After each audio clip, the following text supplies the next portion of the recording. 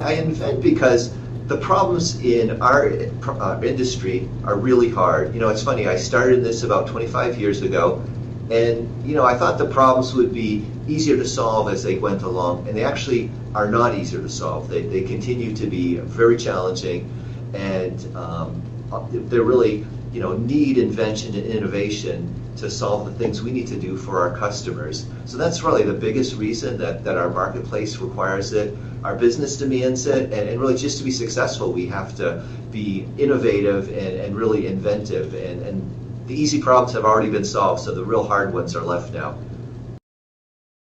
I really enjoy solving hard problems. I find a lot of satisfaction in it. And we did something last year, which maybe a lot of people at CA did. We did the StrengthsFinder survey. And as I looked at the responses and really the results from the StrengthsFinders, I think I got to understand myself a little better. And it really is part of my nature to be inventive and to just be inspired to do that. It's funny, even in a home situation, my wife, who's a biochemistry teacher, comes to me oftentimes looking for ideas, and it's not that I'm very good at biochemistry at all. It's just I kind of like looking at new problems, so she refers to me as the idea guy. So I really like that. That's really part of my nature. I'm very, very inquisitive and super interested in learning about things. So my number one skill from StrengthsFinders was actually being a learner. And see, I think it's that kind of that strength that really drives me and inspires me to be an inventor, just to learn new things and to apply them to our problems. Yeah, for me, it doesn't usually happen because I want it to. It's usually a flash of insight. So it's not something I would set out and say, I need to invent something patentable today. You know, some people may have that ability. You know, there are poets who can write great poems on demand. There are musicians who can write great music on demand.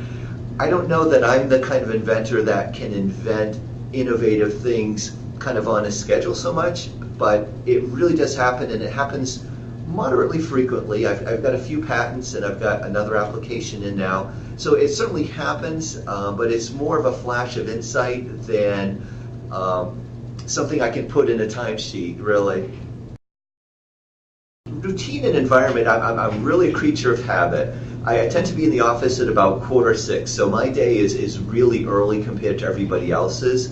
So I come in, first guy in the office, and it's really quiet here. In fact, I don't even turn the lights on. I mean, it's just like minimal lighting, and I find that really a creative time for me, because I can just, you know, it has very few distractions. The phone's not ringing. I'm not getting a lot of email at that point. So environment, that's really good. The other piece I think that's been really helpful for me over the years is I have a personal interest, and I've always been a great journaler. So I've kept a personal journal for about 15 years. I've kept a professional journal for probably about 30 years. And I write down my thoughts, so I tend to think about what I'm doing a lot, and I document them. And that, to me, I go back to that, and I can sort of oftentimes go back and look at some of the things I've written, you know, several years ago, and say, wow, I was thinking about this. What's the next step? One of the interesting things is I'm sort of known around here for being the guy, the data guy.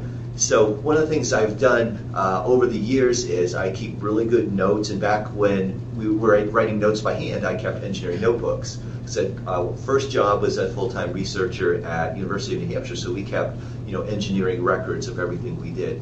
Well, it's interesting that my engineering notebooks were successful in winning several court cases because we were able to document we actually had an innovation internally well before anybody had even written a patent application. So we actually had won some cases because of just really good documentation, but it's just I'm that way. I tend to keep a lot of stats on you know, myself, my progress, all that stuff. Just a strange fact, I weigh myself every day in the morning, and I have a spreadsheet with the data. Just silly stuff like that. I just track data, but just the fact that that's really part of my nature to really keep and collect good data and have good notes. So I think about what I'm doing a lot, and for me that really helps. You know, it gives me time to reflect on it kind of in a different way.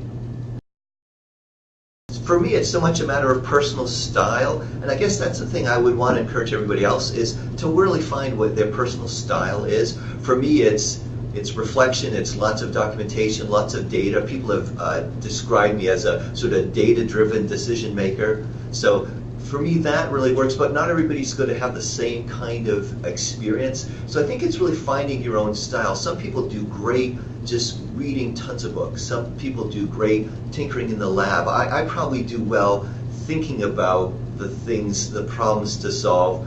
So it's really a personal style, and I think everybody has to get to a place where they're comfortable with their personal style, and even where their personal style can function in the workplace. Like some people just, their personal style is sort of difficult to interface to. Well, I think that's really important, that our styles be able to interface really to the workplace and to getting things done in a timely way.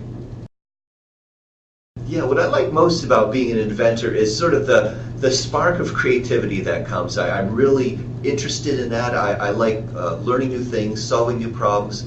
But the thing, like I said, the one thing is to know that I've made a contribution and it's something novel, something new. And we all want to make a contribution, but I think inventors in particular find their contribution. They kind of want to make a contribution that is really unique and say, well, gee, I never thought of it that way, or I solved a problem that was really a hard problem to solve. So that's really what I find really rewarding about being an inventor.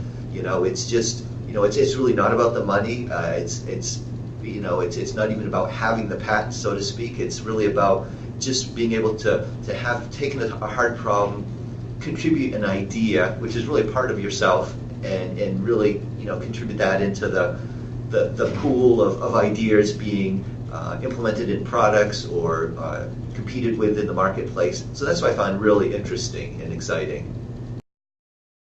I guess how to get started is probably the biggest question, right? That people, if they are not currently in the mode of considering themselves as an inventor, how do they get from where they are to being inventive or being an inventor? And I think that the CA patent process, the IDF, is very reasonable. It's, sometimes people will think about this as a scary process. It's really not.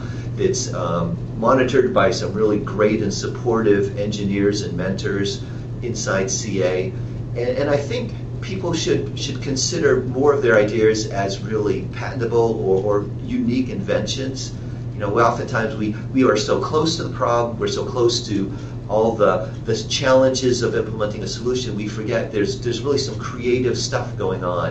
And I think that would be really interesting if people understood and kind of could step back a little bit to see how their work really is creative and it really is inventive and innovative and can contribute in lots of ways. So I think that's the biggest thing, is how do people get started? This really isn't just a job. It really is a place to invent, to create, to innovate, and it's not only nice, but it's necessary.